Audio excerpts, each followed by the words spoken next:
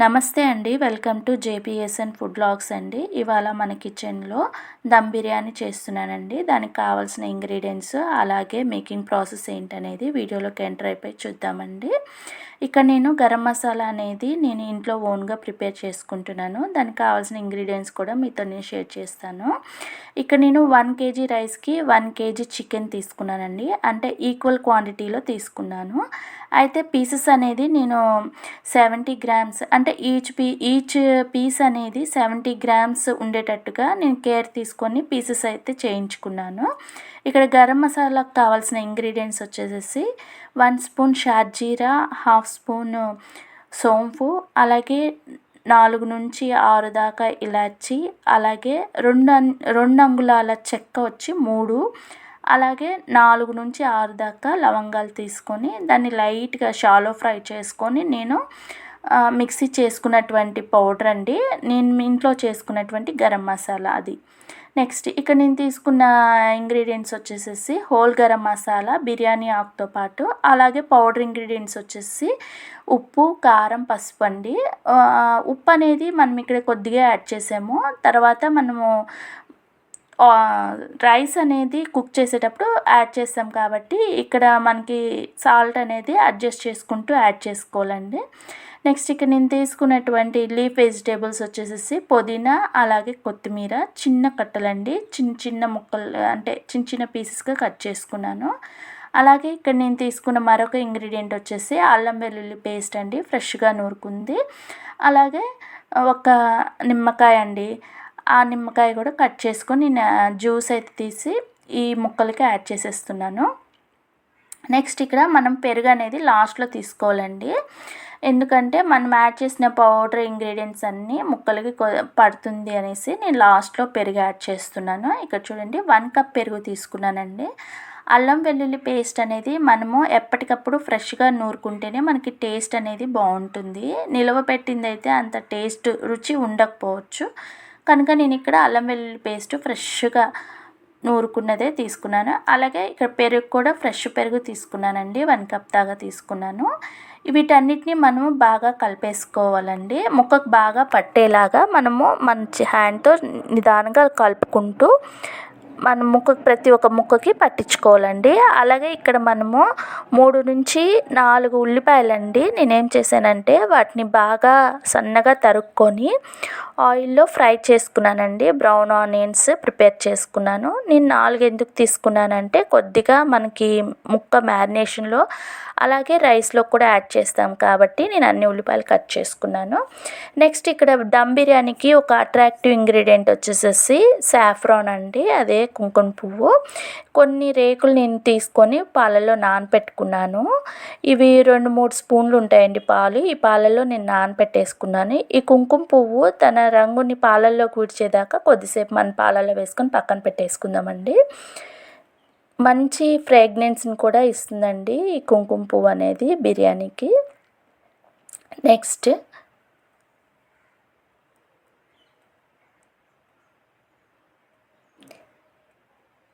నేను తీసుకున్నటువంటి ఇంగ్రీడియంట్ వచ్చేసి గ్రీన్ చిల్లీస్ అంటే పచ్చిమిర్చి అండి. 2-3 పచ్చిమిర్చి అనేది చిలుకలుగా చేసుకొని వేసుకోవాలా. ఆనియన్స్ అనేది నాకు చల్లారిపోయినాయి. నేను వేయించుకున్నటువంటి ఆనియన్స్ కూడా ఇక్కడ నేను యాడ్ చేసేస్తున్నాను.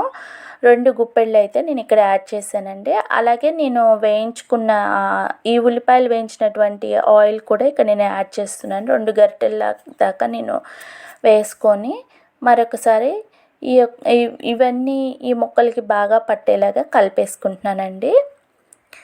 ఇక్కడ ఒక చిన్న రిక్వెస్ట్ అండి, నా ఛానల్లో నేను షేర్ చేస్తున్నటువంటి ఈ వీడియోస్ కనుక అదే ఈ రెసిపీస్ కనుక మీకు నచ్చినట్లయితే నా ఛానల్ని మీరు సబ్స్క్రైబ్ చేసుకొని నన్ను సపోర్ట్ చేయవలసిందిగా రిక్వెస్ట్ చేస్తున్నాను. అలాగే ఎన్నో టిప్స్ కూడా నేను ఈ వీడియోలో అలాగే ఇంకా రాబోతున్న వీడియోలో కూడా మీతో నేను షేర్ చేసుకుంటున్నాను. కాబట్టి నా ఛానల్ని మీరు సబ్స్క్రైబ్ చేసుకోవాల్సిందిగా రిక్వెస్ట్ చేస్తున్నాను. అలాగే ఈ ఈ బిర్యానీలో నేను చెప్పే ఈ టిప్స్ అనేది మీరు మిస్ కాకుండా ఉండాలంటే నా ఈ రెసిపీని మీరు ఎండ్ దాకా చూడవలసిందిగా రిక్వెస్ట్ చేస్తున్నానండి. ఎక్కడ కూడా స్కిప్ చేయకుండా ఎండ్ దాకా చూడండి. ప్రతి టిప్పు మీకు యూస్ఫుల్ అవుతుందని నేను అనుకుంటున్నాను. అలాగే ఇక్కడ మనము రైస్ అనేది అంటే బిర్యానీ అన్నాం కాబట్టి ఖచ్చితంగా బిర్యానీ రైసే ఇక్కడ యూస్ చేయాలండి. బిర్యానీ రైస్ అయితే మంచి టేస్ట్ ఉంటుంది. ఇక్కడ నేను 1 కేజీ రైస్ తీసుకున్నానండి. 1 కేజీ చికెన్కి 1 కేజీ రైస్ అంటే ఈక్వల్ క్వాంటిటీలో తీసుకోవాలి మనము. అలాగే ఈ రెసిపీ కనుక మీకు నచ్చినట్లయితే మీరు ఇంట్లో ట్రై చేయండి. మీకు ఎలా కుదిరిందో నాకు కామెంట్ సెక్షన్లో ఒక చిన్న కామెంట్ లాగా పెట్టండి. ఎందుకంటే అది నాకు ఎంకరేజ్మెంట్గా ఉంటుంది కనుక తప్పకుండా మీరు ఇంట్లో ట్రై చేయవలసిందిగా రిక్వెస్ట్ చేస్తున్నాను. అలాగే ఈ రైస్ అనేది మనము 1 అవర్ అంటే మనము కుక్ చేస్తున్నాము అనగా 1 అవర్ ముందు మనము ఈ రైస్ అనేది సోక్ చేసి పెట్టుకోవాలి. శుభ్రంగా కడుక్కొని మనం నానబెట్టుకొని పెట్టుకోవాలండి. నెక్స్ట్ నేను ఇంట్లో ఎప్పుడు దమ్ బిర్యానీ చేసినా నేను దానికి రిలేటెడ్గా నేను చికెన్ కర్రీ చేస్తాను. ఇక్కడ నేను చికెన్ కర్రీ అనేది కొద్దిగా డిఫరెంట్గా చేస్తున్నానండి. అది మీరు ఎక్కడ మిస్ అవ్వకుండా ఈ వీడియో అనేది ఎండ్ దాకా చూడండి. నెక్స్ట్ నానబెట్టుకున్నటువంటి కుంకుమ పువ్వు తన రంగుని పాలల్లోకి అయితే వదిలేసింది. నెక్స్ట్ ఈ పాలన్నీ మనము నానబెట్టుకున్న చికెన్కి యాడ్ చేసేసుకుందామండి. ఈ కప్లో 2-3 రేకులు అయితే మిగిలిపోయినాయి, అవి కూడా వేసుకొని ఈ పాలు అలాగే కుంకుమ పువ్వు ఈ ముక్కలకి బాగా పట్టేలాగా మరొకసారి మనం కలిపేసుకుందాము. కలిపేసుకొని నెక్స్ట్ మనము నానబెట్టుకున్నటువంటి బియ్యం 1 అవర్ తర్వాత మనం ఎసరు అయితే పెట్టుకుందామండి.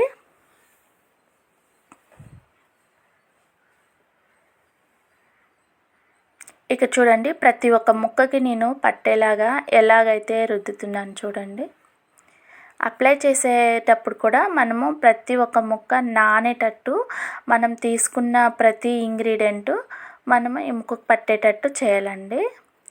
నెక్స్ట్ ఇక్కడ ఎసరు పెట్టేసుకుంటున్నాను. రైస్ కోసం అనేసి నేను ఎసరు అయితే పెట్టేసుకుంటున్నాను. ఇక్కడ మనము దమ్ బిర్యానీ అనుకున్నాం కాబట్టి మనకి వాటర్ కొలత అనేది ఏమీ అవసరం లేదండి. మనం వాటర్ తీసుకోవచ్చు. నేను ఇక్కడ దగ్గర అంటే నేను తీసుకున్న 1 కేజీ రైస్కి దగ్గర నేను ఒక 4 to 6 గ్లాసెస్ వాటర్ అయితే తీసుకున్నానండి. అలాగే ఈ వాటర్కి నేను కొన్ని ఇంగ్రీడియంట్స్ యాడ్ చేస్తున్నాను. ఆ ఇంగ్రీడియంట్స్ ఏంటనేది చూడండి. 2 బిర్యానీ ఆకులు వేసాను, అలాగే 2 స్టార్ అనైన్స్, అలాగే 2 యాలకులు, మరాఠీ మొగ్గ, అలాగే చెక్క వచ్చేసి 2 ఇంచుల చెక్క తీసుకున్నానండి. నెక్స్ట్ 2-3 లవంగాలు కూడా తీసుకున్నాను. నెక్స్ట్ వచ్చేసి షార్జీరా అండి. ఈ షార్జీరా అనేది మంచి ఫ్లేవర్ని ఇస్తుంది మనం వండుకునే ఈ దమ్ బిర్యానీకి. షార్జీరా కూడా వేసేసాను. నెక్స్ట్ నేను సన్నగా తరిగి పెట్టుకున్న కొత్తిమీర అలాగే పుదీనా కూడా నేను యాడ్ చేసుకున్నానండి. లాస్ట్ వచ్చేసేసి అల్లం వెల్లుల్లి పేస్ట్ అండి. అల్లం వెల్లుల్లి పేస్ట్కి నేను 1 స్పూన్ తీసుకున్నాను. అలాగే ఆయిల్ అండి. ఈ ఆయిల్ అనేది ఇంట్రెస్ట్ ఉన్న వాళ్ళు ఆయిల్ వేసుకోవచ్చు, లేదంటే నెయ్యి కూడా యూస్ చేయొచ్చండి. ఇది ఎందుకు చేస్తున్నానంటే బియ్యం అనేది అన్నం మెతుకు అనేది ఒకదానికొకటి అతుక్కోకుండా విడిపోవటం కోసమని.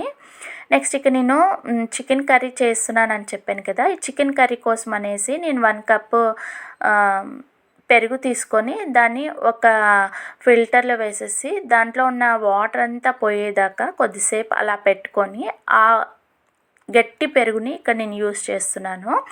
ఈ పెరుగుకి నేను ఉప్పు, కారం, పసుపు, అలాగే గరం మసాలా, ధనియాల పౌడరు, అలాగే జీలకర్ర పౌడర్ కూడా యాడ్ చేసుకున్నానండి. యాడ్ చేసేసి ఈ పెరుగులో కలిపేసుకొని నేను ఇక్కడ 1 కేజీ చికెన్ కర్రీ అయితే ప్రిపేర్ చేస్తున్నాను. అలా కలిపేసుకున్నటువంటి పెరుగు మిశ్రమాన్ని తీసుకొచ్చి మనం తీసుకున్న ఈ చికెన్కి యాడ్ చేసేసి కలుపుకోవాలండి. ఈ చికెన్ అనేది నేను బాగా అంటే వాష్ చేసుకొని తెచ్చుకున్నానండి. చికెన్లో నీసు వాసన పోవాలంటే మనము ఉప్పు, పసుపు వేసి కడిగితే కంపల్సరీగా ఆ నీసు వాసన అనేది పోయిద్ది. ఇక్కడ ఒక హాఫ్ అన్ అవర్ నేను నానపెట్టిన తర్వాత ఒక హాఫ్ చెక్క నిమ్మరసం నేను పిండుకున్నానండి. పిండేసుకొని దీన్ని పక్కన పెట్టేసుకున్నాను. ఇక్కడ చూడండి, మనం బాయిలింగ్కి పెట్టుకున్న రైస్ వాటర్ అనేది బాయిల్ అయిపోతుంది. నెక్స్ట్ లాస్ట్లో నేను మనము మ్యారినేట్ చేసే టైంలో 1 స్పూన్ సాల్ట్ అయితే యాడ్ చేసాం కదా, ఇక్కడ నేను 1.5 స్పూన్ యాడ్ చేస్తున్నాను. టోటల్గా ఇక్కడ నేను 1 kg బాస్మతి రైస్కి అంటే దమ్ బిర్యానీకి 2.5 స్పూను సాల్ట్ అయితే యూస్ చేశానండి. ఇక్కడ వాటర్ చూడండి బాయిల్ అయిపోయినాయి. అలాగే ఇందాక మనం నానబెట్టుకొని ఉంచుకున్న రైస్లో వాటర్ తీసేసి ఇక్కడ నేను రైస్ అయితే యాడ్ చేసేస్తున్నాను. నెక్స్ట్ ఇక్కడ మనకి అంటే రైస్ అనేది ఫుల్గా బాయిల్ అవ్వనవసరం లేదండి. ఇక్కడ 75% రైస్ అనేది మనకి కుక్ అయితే సరిపోతుంది. ఎందుకంటే మిగిలిన 25% మనము దమ్ పెట్టుకుంటున్నాం కదా, అందుకని. ఇక్కడ చూడండి నాకు 75% ఉడికిపోయింది. ఎలా తెలుస్తుందంటే మనము అన్నం ఉడికిందా లేదా అని తెలుసుకోవటం కోసం ఒక గింజ పట్టి విరిస్తే అది విరిగితే మనకి కుక్ అయినట్టే. వెంటనే మనము గంజి తీసేసుకోవచ్చు.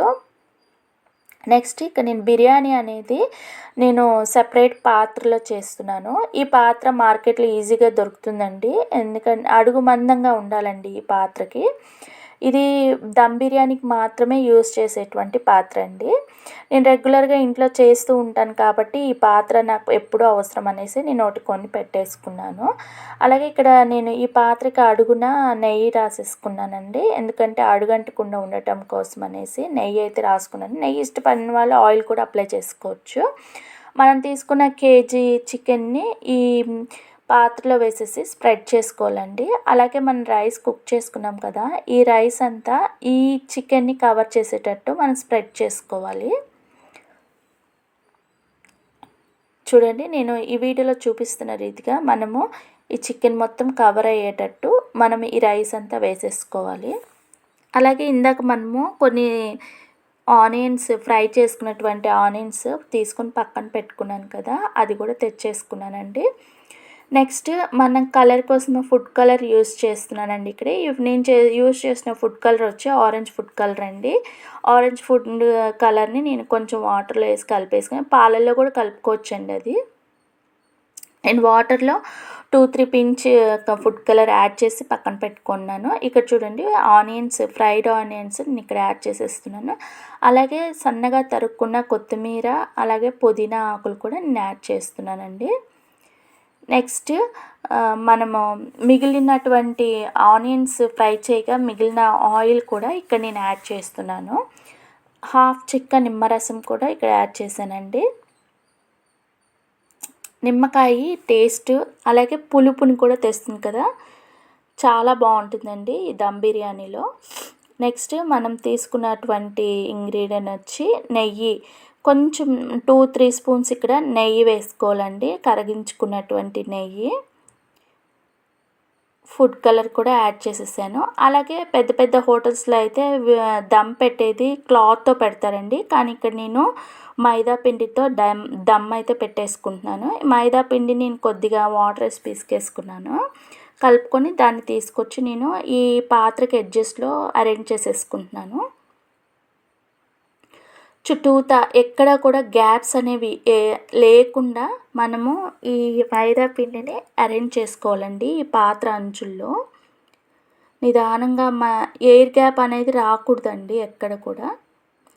అలా కేర్ తీసుకొని ఈ మైదా పిండి అనేది ఈ పాత్రకు అంచులో అంటించేసుకొని మనము మూత అయితే పెట్టేసుకోవాలండి దీని మీద. అప్పుడు ఏమవుతుందంటే లోపల ఆవిరి అనేది బయటికి రాకుండా లోపల మనము 75% కుక్ చేసుకున్న రైస్ని ఈ ఆవిరి అనేది 25% మీద మనం కుక్ చేసుకుంటామండి. నెక్స్ట్ ఇక్కడ ఫ్లేమ్ అడ్జస్ట్మెంట్ కూడా నేను మీకు చెప్తాను చూడండి. దమ్ బిర్యానీలో ఏంటంటే ఈ ఫ్లేమ్ అడ్జస్ట్మెంటే చాలా ఇంపార్టెంట్. ఇక్కడ దమ్ బిర్యానీ అనేది టోటల్గా 45 మినిట్స్లో మనము కంప్లీట్ చేసుకుంటాం కాబట్టి ఇక్కడ చూడండి నేను 10 మినిట్స్ హై ఫ్లేమ్లో పెట్టుకున్నాను. అంటే 35 మినిట్స్ మనం లో ఫ్లేమ్లో పెట్టి మనము ఈ రైస్ అనేది కుక్ చేయాలి. కాబట్టి స్టార్టింగ్లో 10 మినిట్స్ హై ఫ్లేమ్లో పెట్టుకున్నానండి. నెక్స్ట్ చికెన్ కర్రీ చూద్దామండి. ఇక చికెన్ మనము పెరుగు అలాగే మసాలాలతో మ్యారినేట్ చేసి పెట్టుకున్నాం కదా, ఆ చికెన్ అనేది ఇక్కడ నేను కొద్దిగా ఫ్రై చేసుకుంటున్నాను.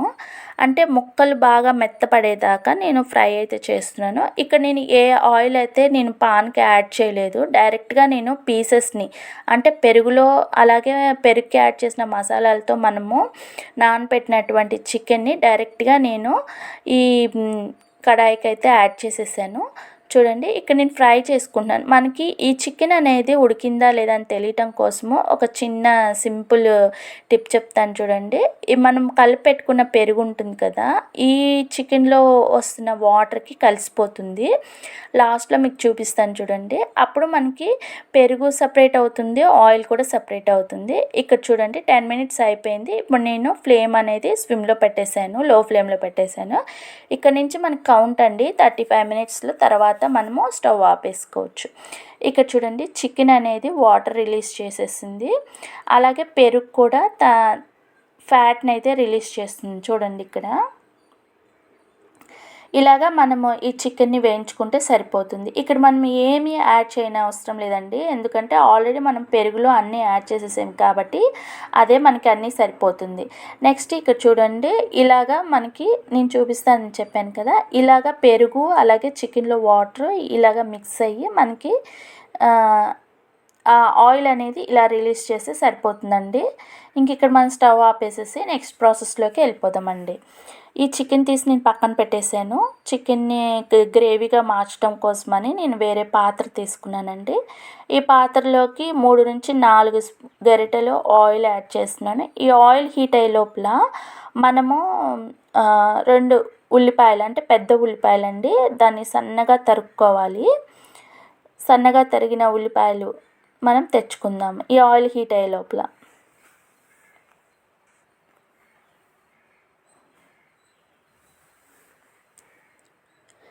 నెక్స్ట్ ఆయిల్ హీట్ ఎక్కిపోయిందండి. ఇక్కడ నేను 2 ఉల్లిపాయలు సన్నగా తరుక్కున్నాను. సన్నగా తరిగిన ఉల్లిపాయలు ఇక్కడ యాడ్ చేసేస్తున్నానండి.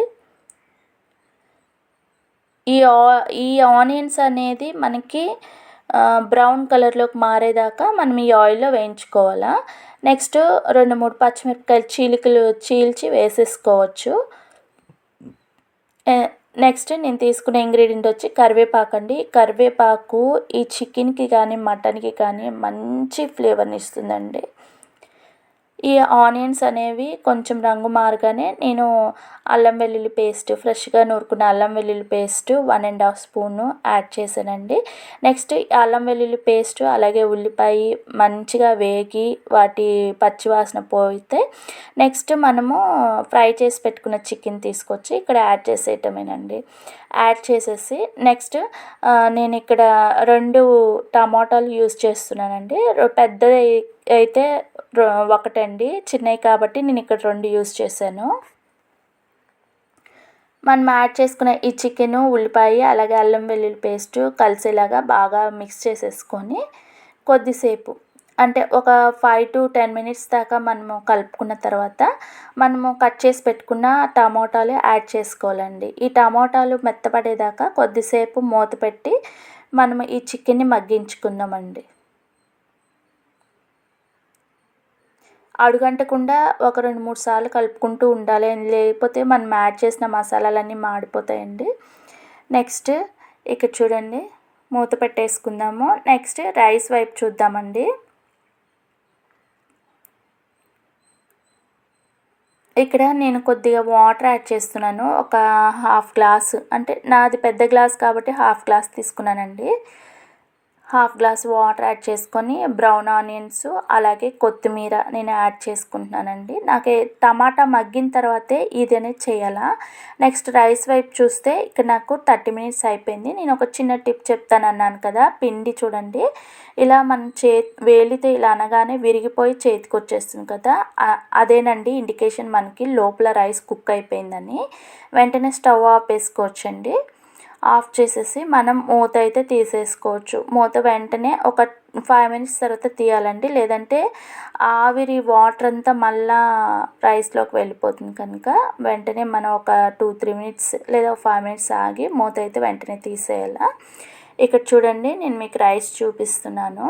రైస్ అనేది ఎంత బాగా కుక్ అయిందో అంటే మనకి రైస్ అనేది ఎక్కడా విరగడం లేదు, చక్కగా కుక్ అయింది. నెక్స్ట్ ఈ రైస్ నేను ప్లేటింగ్ చేసి చూపిస్తున్నాను చూడండి. ఇక్కడ దమ్ బిర్యానీ అనేది మనకి రెడీ అయిపోయింది. అంతేనండి. ఈ సింపుల్ ప్రాసెస్ కనుక మీకు నచ్చినట్లయితే మీరు ఇంట్లో ట్రై చేసి మీకు ఎలా కుదిరిందో నాకు కామెంట్ సెక్షన్లో తప్పకుండా తెలియచేయండి. ఎందుకంటే అది నాకు ఎంకరేజ్మెంట్గా ఉంటుంది. అలాగే మనం చేసుకున్న కర్రీ కూడా డిఫరెంట్ స్టైల్లో చేసాం కదండి, చికెన్ కర్రీ, అది కూడా నేను ప్లేటింగ్ చేసేసాను. ఇంతేనండి, దమ్ బిర్యానీ రెడీ అయిపోయింది. మరి ఇంకొక మంచి కొత్త రెసిపీతో నేను మీ ముందుకు వచ్చేస్తాను. అంతవరకు బాయ్.